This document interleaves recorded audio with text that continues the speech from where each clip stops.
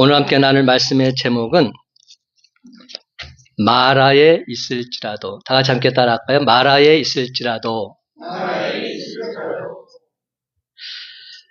두 사람이 함께 전도 여행을 떠나게 되었습니다. 그들은 자기들의 발걸음을 하나님께 맡기고서 하나님이 인도하시는 대로 최선을 다해서 복음을 전파했습니다. 때로는 산속을 헤매는 가운데 굶주릴 때도 있었습니다. 또 때로는 복음을 거부하는 사람들 만나서 심한 박해를 당할 때도 있었습니다. 그러나 그들은 때를 얻든지 못 얻든지 하나님의 복음을 전하는 일에 최선을 다했습니다. 그러던 어느 날 그들은 사막을 가로질러서 여행을 하게 되었는데요. 그들의 눈앞에는 끝없는 모래 벌판만 나타난 겁니다. 그러다가 그만 사막 한가운데서 길을 잃어버리고 말았지요. 몇 날을 사막 속에서 방황하는 가운데 식량은 다 떨어져 버리고 마실 물조차 한 방울도 남아있지 않게 된 겁니다. 나중에는 타고 가던 낙타조차도 기진맥진해서 쓰러져 버리고 말았습니다. 결국 그들은 사막 한가운데서 죽음을 바로 눈앞에 두고 하나님께 마지막 기도를 드리게 되었습니다. 한 사람은 이렇게 기도했습니다. 하나님, 제가 열심히 복음을 전한 결과가 고작 이것입니까? 어떻게 저로 하여금 사막 한가운데서 목말라 죽게 만드십니까? 하나님 정말 너무하십니다. 그러나 또 다른 한 사람은 달랐습니다. 그는 이렇게 기도했습니다.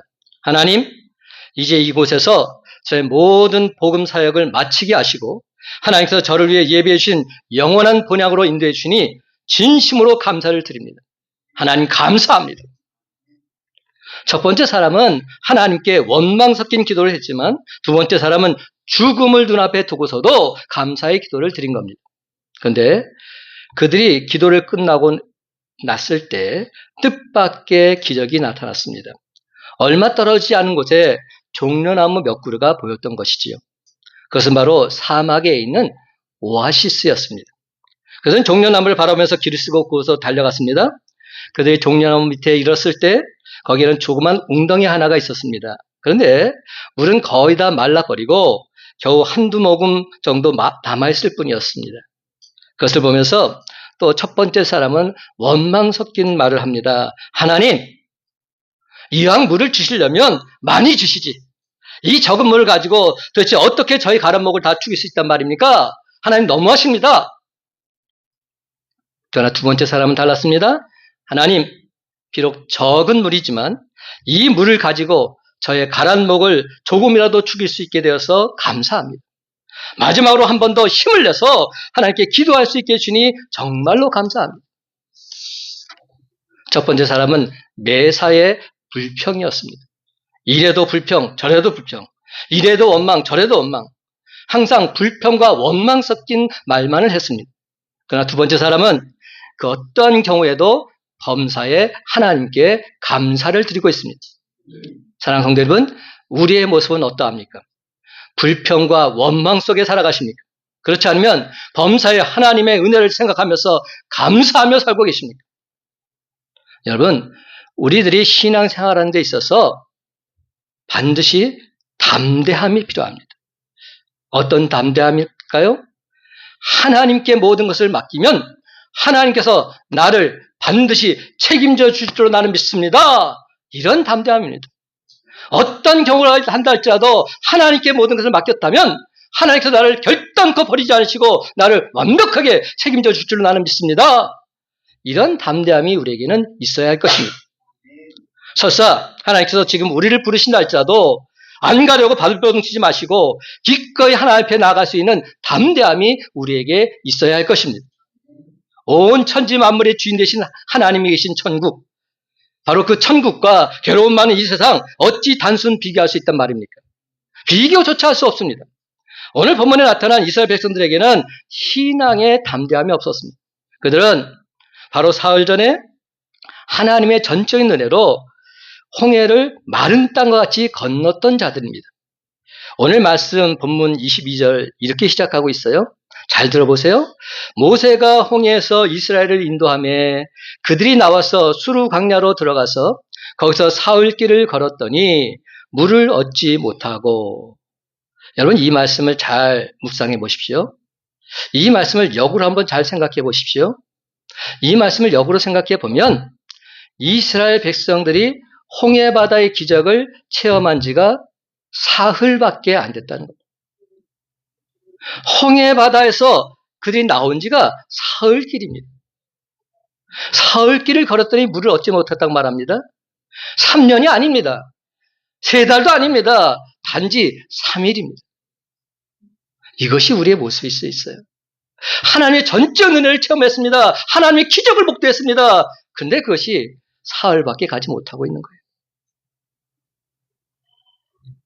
지금 그들의 삶은 어떤 삶이 펼쳐지고 있습니까? 광야 생활 중에서도 낮에는 구름 기둥이 인도해 주고 계십니다. 밤에는 불 기둥이 지켜주고 계십니다. 이런 것을 경험하고 있는 상황 속입니다. 그런데도 그들은 지금 하나님을 향해서 원망하고 있는 겁니다. 그들 하나님의 인도심 따라 척박하고 메마른 사막지대인 수르강야를 지나서 마라라는 곳에 이르게 되었습니다.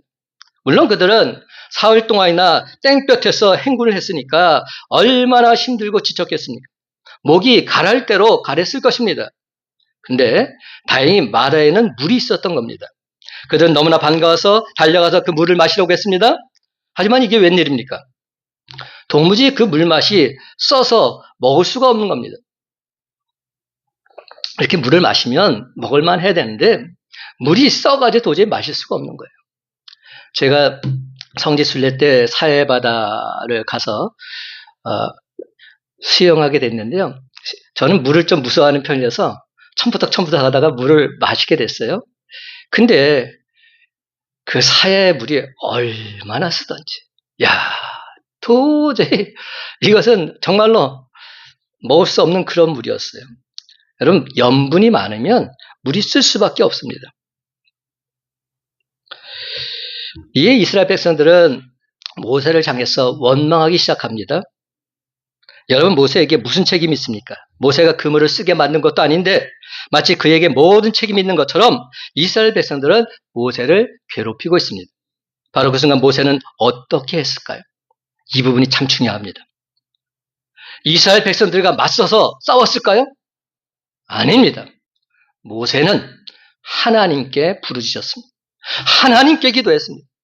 이스라엘 백성들, 원망하는 백성들을 향해서 삿대질하면서 언성을 높인 것이 아니라 하나님께 부르짖었습니다.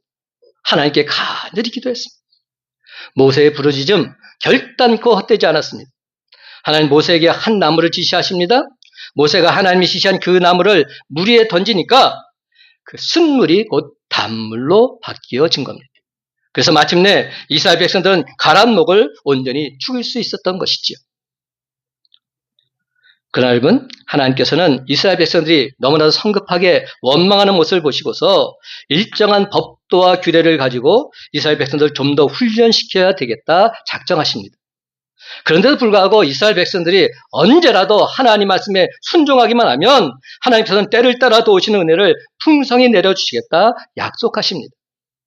하나님 바로 그 증거로서 이스라엘 백성들을 마라에서 얼마 떨어지지 아니한 엘림으로 인도하고 계십니다. 여러분, 그곳에는 시원한 생수가 샘솟듯 솟아오르는 물샘이 12개가 있었습니다. 여러분, 이스라엘 지파가 몇 지파죠? 12지파 아닙니까? 그러니까 12지파니까 매 지파마다 한 물샘을 차지해서 그들의 가란 목을 충분히 죽일 수 있었던 것입니다. 또 거기에는 종려나무가 70그루가 있었습니다. 이스라엘 백성들은 그 그늘 밑에서 여행으로 인해서 고단한 몸 편안하게 쉴 수가 있었던 것이죠. 이것이 바로 오늘 우리가 읽은 성경의 본문 내용입니다. 근데 하나 물어볼게요. 이 마라라는 말, 구약 성경 한 군데에서 더 나타나고 있어요. 어디에서 이 마라라는 말이 나오고 있을까요? 마라라는 말? 나오미. 나오미가 나오는 성경이 뭐죠? 룻기서 아닙니까? 룻기서. 룻기서는 4장밖에 되지 않는데 이 룻기서는 구약과 신약을 연결짓는 그러한 핵심적인 메시지가 담겨 있는 것입니다. 여러분들 룻기서를 나중에 한번 묵상해 보시기 바랍니다. 바로 그 룻기서를 통해서 예수 그리스도가 발견될 수가 있을 겁니다. 이 룻기서가 어떤 내용이냐면 나오미라는 한 여인이 기근을 피해서 모압 땅으로 갑니다. 근데 모압 땅에 가서 남편도 잃고 사랑한 두 아들도 다 잃고 맙니다. 모압 땅에서 얻은 이방인 여인 룻이 있는데 지금 나오미가 고향 땅 베들레헴으로 간다고 하니까 이 나오미가 함께 고향으로 돌아오고 있는 장면 속에서 이 말씀이 등장하고 있습니다. 룻기서 1장 20절, 21절, 22절 말씀. 나오미가 그들에게 이르되 나를 나오미라 부르지 말고 나를 마라라 부르라. 이는 전능자가 나를 심히 괴롭게 하셨음이니라. 내가 풍족하게 나갔더니 여호와께서 내게 비어 돌아오게 하셨느니라. 여호와께서 나를 징벌하셨고 전능자가 나를 괴롭게 하셨거늘 너희가 어찌 나를 나오미라 부르느냐 하니라. 사랑하는 성도 여러분, 나오미가 모압 땅에서 고향으로 돌아간 이 결단은 하나님께 돌아오는 회개의 역사였습니다. 그녀가 고향에 돌아갔을 때 마을 사람들이 알아보고서 나오미의 이름을 부르자 그녀가 뭐라고 말합니까? 나오미란 말의 뜻은 기쁨, 희락 이런 뜻입니다. 근데 나오미가 뭐라고 부릅니까? 이제 나를 나오미라 부르지 말아라. 기쁨이라 희락이라 부르지 말라. 이제 나는 마라라 불러라. 나는 괴로운 자다. 쓴 자다. 이렇게 부르라고 말하고 있는 겁니다. 그리고 이렇게 된 것이 다 자신의 죄악에 대한 하나님의 징계였음을 겸손히 고백하고 있습니다. 여러분, 나오미가 고향 베들레헴으로 돌아온 것은 육신의 고향 그 이상의 의미가 담겨져 있습니다. 바로 영적인 고향인 하나님께로 돌아온 것입니다. 나오미가 돌아오자 하나님 그녀를 위해서 모든 것을 준비하사 그녀의 가문에서 하나님 마음에 합한 자 다윗 왕 그리고 마침내 만왕의 왕 만주가 되신 예수 그리스도가 이 땅에 오시게 된 줄로 믿습니다. 여러분, 그녀의 가문이 예수님 족보에 오르는 축복을 맛보게 된 것입니다. 바로 나오미로 인해서. 그러므로 사랑하는 성도 여러분, 지금 비록 마라와 같은 고통 중에 있다 할지라도 마라에서 엘림으로 힘차게 나아가시기 바랍니다. 그래서 마침내 마라의 고통은 사라지고 엘림의 축복이 강권적으로 임하게 되시기를 주님의 이름으로 간절히 축원합니다. 첫 번째로 이스라엘 백성들은 하나님의 종 모세를 원망했습니다. 아니, 하나님을 원망했습니다. 그렇습니다. 이스라엘 백성들은 하나님을 원망했습니다. 22절부터 24절까지 한 목소리 읽어봅시다. 모세가 시작. 그리 나와서 물을 얻지 못하고 마라에 이르렀더라. 그곳 물이 써서 마시지 못하겠으므로 그 이름을 마라라 하였더라. 백성이 모세에게 원망하여 이르되 우리가 무엇을 마실까 하며. 여러분, 그들은 물이 없다고 모세를 향해서 원망하고 있습니다. 그런데 모세를 향해서 원망하는 것은 하나님께서 세우신 지도자를 향해서 원망하는 것이죠. 그러므로 하나님을 향해서 원망하신 것이나 다를 바가 없습니다. 우리는 이스라엘 백성들의 원망 속에서 그들의 불신앙적인 모습을 찾아볼 수 있는 겁니다. 첫 번째, 이스라엘 백성들은 하나님의 은혜를 너무나 쉽게 잊어버렸습니다. 조금 전에 우리가 찬양을 했잖아요. 하나님의 은혜라는 찬양을 하는데 정말로 우리가 너무나도 쉽게 하나님의 은혜를 망각하는 것 같습니다. 지금 어떤 상황입니까? 불과 사흘 전에 홍해바다의 기적을 체험한 자들이에요. 여러분, 홍해바다의 기적을 체험했다는 게 뭡니까? 홍해바다가 가로놓여 있는데 뒤에서는 애국 군대가 쫓아오고 있고 바로 절체절명의 위기의 순간에 하나님께 기도했더니 하나님께서 홍해바다를 쫙 갈라주셨습니다. 그리고 잘 갈라주신 것뿐만 아니라 건너갈 수 있도록 그 젖은 땅이 마른 땅으로 변합니다. 그리고 이스라엘 백성들이 하나님을 찬송하면서 경배하면서 홍해바다를 건너갑니다. 뒤에 쫓아오던 애국 군대는 어떻게 되었습니까? 애국 군대가 물 한가운데 이르렀을 때 그 물이 다시금 합쳐지게 됩니다. 그리고 그들은 다 수장되고 마는 것이죠. 이것을 그들이 똑똑히 눈으로 목도하게 된 겁니다. 하나님의 베푸신 기적을 체험한 겁니다. 이것이 불과 사흘 전입니다. 그런데도 그들은 하나님의 은혜를 잊고 있는 겁니다. 우리들의 모습은 과연 어떠할까요? 하나님께로 받은 사랑과 은혜가 너무 큰데 하늘을 두루마리 삼고 바다를 먹물로 삼아도 다 기록할 수 없을 정도인데 요즘 사는 게 너무나 힘들고 어렵다 이런 생각 때문에 그 하나님의 사랑, 하나님의 은혜 다 잊고 살아서야 되겠습니까? 사랑하는 성도 여러분, 여러분의 삶에 고통이 있습니까? 그러면 그럴수록 지금까지 하나님으로부터 받은 사랑과 은혜를 온전히 생각하시기 바랍니다. 그러면 우리 마음이 다시금 편안해질 것입니다. 우리의 영이 새롭게 소생하는 역사가 일어나게 될 것입니다. 그러나 여러분, 하나님께서 베풀어 주신 사랑과 은혜를 기억하지 못하고 그저 현실의 욕구가 충족되지 않는다고 해서 이스라엘 백성들처럼 불평하고 원망해 보십시오. 그러면 그럴수록 그만큼 우리 영혼만 병들고 피폐해질 뿐입니다. 두 번째, 이스라엘 백성들은 너무나도 성급했습니다. 신실한 하나님은 우리가 감당하지 못할 시험당함을 결단코 허락하지 않으십니다. 또한 우리가 시험당할 쯤에는 피할 길을 예비해 놓으시고 우리가 지금 능히 그 시험을 감당할 수 있게 해주십니다. 그래서 여러분, 여기에 쓴물이 있다고 생각해 보십시다. 그러나 그 옆에는 그 쓴물을 달게 만드는 나뭇잎을 하나님은 항상 예비해 놓고 계신 겁니다. 그렇습니다, 여러분. 하나님 마라에서 얼마 멀지 않은 곳에 엘림의 오아스를 완벽히 예배해 놓으셨습니다. 그런데 이스라엘 백성들은 이를 알지 못하고 하나님을 향해서 원망하고 있는 겁니다. 우리가 믿는 하나님은 여호와 이레의 하나님이신 줄 믿으시기 바랍니다. 하나님께서는 우리의 삶을 지금까지 인도하셨고 앞으로의 삶도 완벽하게 인도해 주실 것입니다.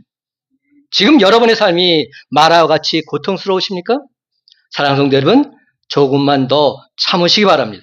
조금만 더 인내하시기 바랍니다. 마라에서 멀지 않은 곳에 엘림이 예비되어 있습니다. 조금만 더 참고 조금만 더 견디면 마라의 쓴물이 변해서 엘림의 단물이 될 줄로 믿습니다.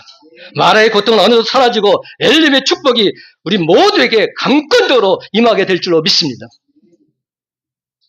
세 번째, 이스라엘 백성들은 목적의식을 상실해버렸습니다. 여러분, 목적의식을 상실한 것만큼 불쌍한 삶이 없습니다. 우리가 인생을 사는 데도 마찬가지예요. 목적의식이 분명하면 그 삶이 행복할 수밖에 없습니다. 근데 의식이 없으면, 목적이 없으면 그 삶은 죽은 삶이라 마찬가지입니다. 여러분, 왜 하나님께서 이스라엘 백성들을 애굽에서 인도해내셨습니까? 왜 그들로 하여금 홍해바다를 건너가게 하셨습니까?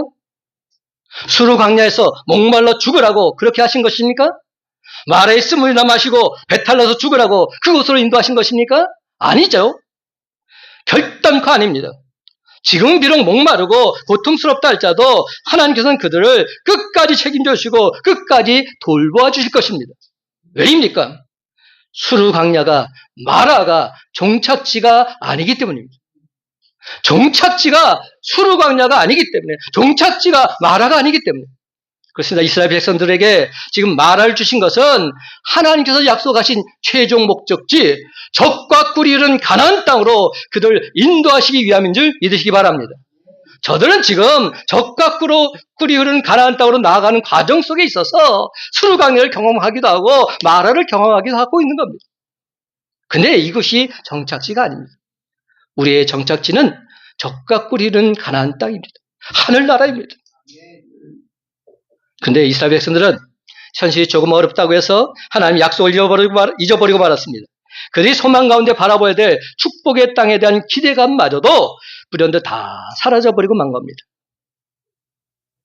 목적의식이 분명해야 됩니다. 우리가 왜 사는지.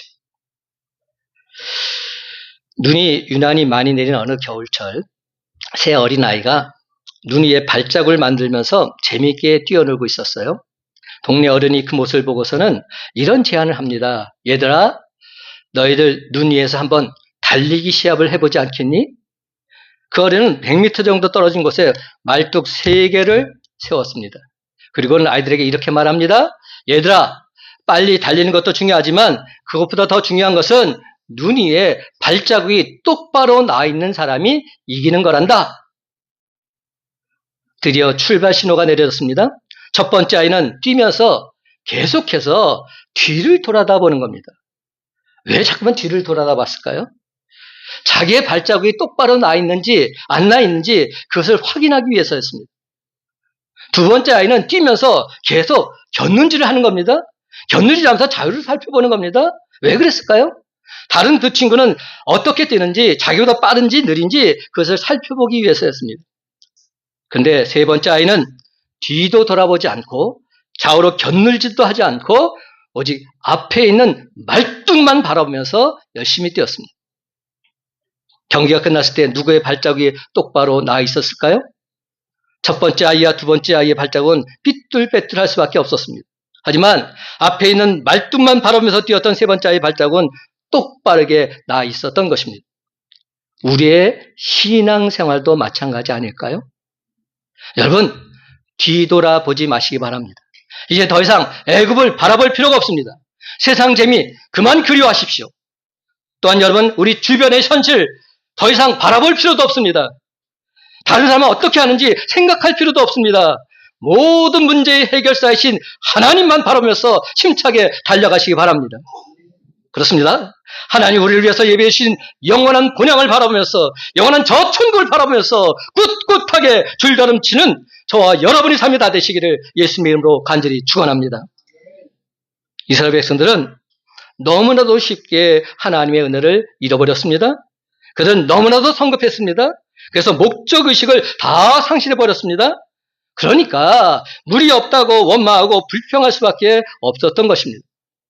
그러므로 사랑하는 성도 여러분, 지금 당장 물이 없다고 하나님을 향해서 원망했던 이스라엘 백성들의 모습이 아닌 하나님께서 행하실 놀라운 일들을 소망하면서 바로 그것까지도, 물이 없는 그것까지도 하나님께 감사드리며 살아가는 저와 여러분의 삶이 다 되시기를 예수님의 이름으로 간절히 축원합니다. 두 번째로 모세는 하나님께 간절히 기도했습니다. 오늘 말씀의 핵심 부분입니다. 그렇습니다. 모세는 하나님께 간절히 기도하고 있습니다. 25절 상반절 말씀 함께 읽어볼까요? 모세가 시작. 모세가 여호와께 부르짖었더니 여호와께서 그에게 한 나무를 가리키시니 그가 물에 던지니 물이 달게 되었더라. 여기서 우리는 두 가지를 발견할 수 있습니다. 첫 번째는 모세는 하나님께 부르짖고 있다는 겁니다. 하나님께 부르짖고 있는 이 모습.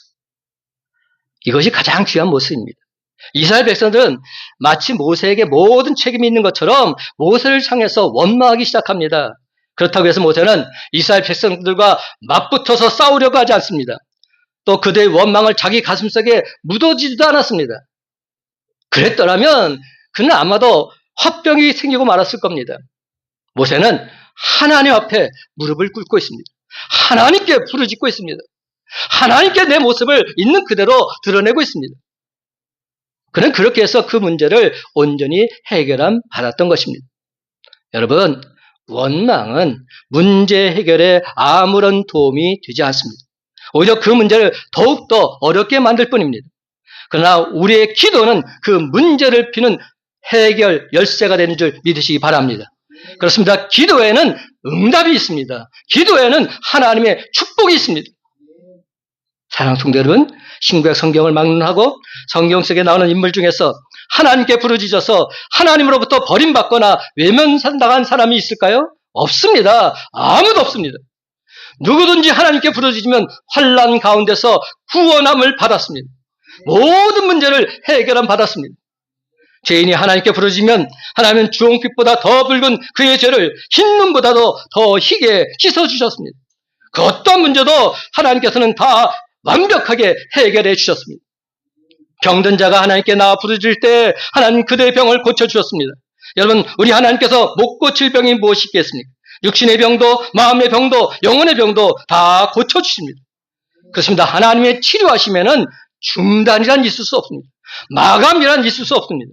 우리 하나님은 치료하시는 여호와 라파 하나님이시기 때문에 지금도 그 치료는 계속되고 있습니다. 하루 24시간, 1년 365일 조금도 쉼없이 영원토록 계속되고 있습니다. 지금 여러분의 삶이 마라처럼 힘들고 괴로우십니까? 고통 중에 계십니까? 그래도 여러분, 우리에게는 여호와 라파 하나님이 가까이에 계십니다. 지금 나에게는 여호와 라파 하나님이 내 곁에 계신다는 이 사실을 결단코 잊지 마시기 바랍니다. 우리에게는 간절히 부르짖을 수 있는 하나님이 늘 함께 동행해 주시고 계신다는 이 사실을 결단코 잊지 마시기 바랍니다. 그러므로 사랑하는 성도 여러분, 이스라엘 백성들처럼 불평하거나 원망하지 마십시다. 모세처럼 하나님께 나와서 간절히 부르짖으십시다. 그리하면 하나님께서 쓴물을 단물로 바꾸어 주실 줄로 믿습니다. 저와 여러분을 반드시 마라에서 엘림으로 옮겨 주실 줄로 믿습니다. 두 번째, 모세는 하나님께서 지시하신 나무를 물 위에 던지라 말하고 있습니다. 근데 여러분, 여기서 중요한 포인트가 뭔지 아세요? 하나님께서 지시하신 나무입니다. 아무 나무가 아닙니다. 아무 나무나 아무렇게 던진다고 해서 쓴물이 단물로 바뀌어지지 않습니다. 레바논의 백향목을 던진다 한들, 향기나는 향나무를 던진다 한들 쓴물이 단물로 바뀌어지지 않는다는 겁니다. 어디 한번 돈다발을 던져보십시오. 금은보화를 던져보시기 바랍니다. 쓴물이 단물로 바뀌어지겠습니까? 아닙니다. 하지만 하나님이 정하시고 지시하신 나무를 던졌을 때 쓴물은 단물로 바뀌어지는 줄 믿으시기 바랍니다. 어린 시절 시골에서 자라신 분들은 잘 아실 텐데, 시골의 아낙네들이 우물가에서 물을 깃습니다. 그렇죠? 그리고 동이에 물을 가득 담고서 마지막에 딱 한 가지 더 하는 게 있어요. 그 위에 나뭇잎 몇 개를 이렇게 둥둥 띄워 놓습니다. 그리고는 머리에 이고서 물을 길어갑니다. 근데 왜 그 여인네들이 동이 위에 물을 채우고 나서 나뭇잎을 띄울까요? 그래야 물이 쉽게 흘러내리지 않기 때문입니다. 마찬가지입니다. 성 프란시스는 이런 말을 했습니다. 내 마음이 세상의 이런저런 일로 인해서 흔들리려고 하느냐? 예수 그리스도의 십자가를 내 마음에 띄워 놓아라. 그러면 내 마음이 결단코 흔들리지 않을 것이다. 예수 그리스도의 십자가 위에. 사랑하는 성도 여러분, 우리의 삶이 비록 마라와 같이 고통스럽다 할지라도 이스라엘 백성들처럼 불평하거나 원망하지 마시기 바랍니다. 모세처럼 하나님께 나와서 무릎 꿇고 간절히 부르짖으시고 하나님 말씀에 순종하시기 바랍니다. 그리하면 하나님이 지시하신 그 나무, 곧 예수 그리스도의 십자가를 하나님께서 우리 마음속에 든든히 세워주실 줄로 믿습니다. 그래서 마침내 우리의 고통을 축복으로, 순물을 단물로, 화를 복으로 온전히 바꾸어 주실 줄로 믿습니다. 그렇습니다, 여러분. 늘 언제나 진실된 마음으로 기도하고 그 말씀대로 온전히 순종함으로써 하나님께서 베풀어 주시는 전화위복의 역사를 두 눈으로 똑똑히 목도하며 살아가는 저와 여러분이 다 되시기를 예수님의 이름으로 간절히 축원합니다. 마지막 세 번째로, 하나님은 그들을 마침내 엘림으로 인도하셨습니다. 그렇습니다. 하나님은 그들을 엘림으로 인도하고 계십니다. 27절 말씀 다 같이 함께 읽어봅시다. 27절 시작. 그들이 엘림에 이르니 거기에 물샘 열둘과 종려나무 70그루가 있는지라. 거기서 그들이 그 그물 곁에 장막을 치니라. 아멘. 여러분, 이 말씀 속에는 우리 여기 있는 우리 이한동 집사님 두 자녀 이름이 등장하고 있습니다. 엘림과 종려. 바로 이 말씀이에요. 출애굽기 15장 27절 말씀. 참으로 귀하고 복된 말씀입니다. 종려나무 엘림. 여러분, 엘림은 하나님께서 이스라엘 백성들을 위해서 예비해 주신 오아시스였습니다. 그런데 놀랍게도 엘림은 마라에서 그다지 멀지 않은 곳에 있었습니다. 그러므로 이스라엘 백성들처럼 수르 강야에서 물이 없다고 불평하거나 마라에서 물이 쓰다고 원망하지 마시기 바랍니다. 그래서 이스라엘 백성들이 조금만 더 참고 하나님께서 인도하신 대로 계속해서 행군해 나아갔다면 그들은 곧 하나님께서 예비하신 엘림의 오아시스를 반드시 만날 수 있었을 것입니다. 사랑하는 성도 여러분, 지금 현재 마라의 고통을 당하고 계십니까? 우리의 삶은 결단코 마라의 고통으로 끝나지 않습니다. 그러니까 마라에서 불쑥 주저앉지 마시기 바랍니다. 엘림을 바라보면서 조금만 더 힘을 내시기 바랍니다. 여러분, 마라에서 엘림이 멀지 않습니다. 바로 가까이에 있습니다. 다시 한번 분명히 말씀드립니다. 마라의 고통으로 우리의 삶 끝나지 않습니다. 하나님은 엘림의 축복을 예비해 놓으시고 저와 여러분을 기다리고 계십니다. 그렇습니다. 여러분, 지금 비록 힘들고 어렵다 할지라도 이스라엘 백성들처럼 불평하거나 원망하지 마시고 지금까지 베풀어 주신 하나님의 은혜, 하나님의 사랑 다시 한번 곰곰이 생각해 보시기 바랍니다. 신실하신 하나님은 여호와 이래로 모든 것을 예비해 주시고 우리를 기다리고 계십니다. 마라의 고통 길지 않습니다. 엘림은 바로 가까이에 있습니다. 이제 곧 마라의 고통은 사라지고 엘림의 축복이 우리 모두를 반겨주게 될 것입니다. 그렇습니다. 이제 우리 모두의 삶 속에 마라의 고통은 지나가고 엘림의 축복이 나타나는 역사, 삶이 복음으로 뒤집혀지는 역사가 있게 되기를 바랍니다. 사랑하는 성도 여러분, 마라의 쓴물과 같이 불평하는 마음, 원망하는 입술이 이제는 모양이라도 다 사라지게 되기를 바랍니다. 그 대신 단물을 내는 아름다운 마음, 아름다운 입술을 온전히 소유하는 저와 여러분 되시길 간절히 소망합니다. 다 같이 저를 따라서 한 목소리로 따라하십시다. 하나님은 마라의 고통 속에서도 엘림의 축복을 예비하고 계십니다. 다시 한번 따라합니다. 하나님은 마라의 고통 속에서도 엘림의 축복을 예비하고 계십니다. 아멘. 이제 말씀을 맺습니다. 사랑하는 성도 여러분, 우리가 믿는 하나님은 마라의 고통 속에서도 늘 언제나 엘림의 축복을 예비하고 계신 줄로 믿습니다. 그러므로 여러분, 이스라엘 백성들이 여호와 하나님을 믿고서 마라에서 엘림으로 힘차게 나아갔던 것처럼 여러분도 하나님의 행하심을 믿고서 불행과 고통의 마라에서 일어나서 안식과 행복의 엘림으로 담대히 나아가시기 바랍니다. 그렇습니다. 여러분, 늘 항상 흔들림 없이 엘림과 같은 주님 품 안에서 참된 안식, 참된 행복을 맛보면서 적과 꿀인 가나안 땅을 향해서 저 천국을 향해서 저 하늘나라를 향해서 힘차게 전진해 나아가는 저와 여러분의 복된 삶이 다 되시기를 예수님의 이름으로 간절히 축원합니다.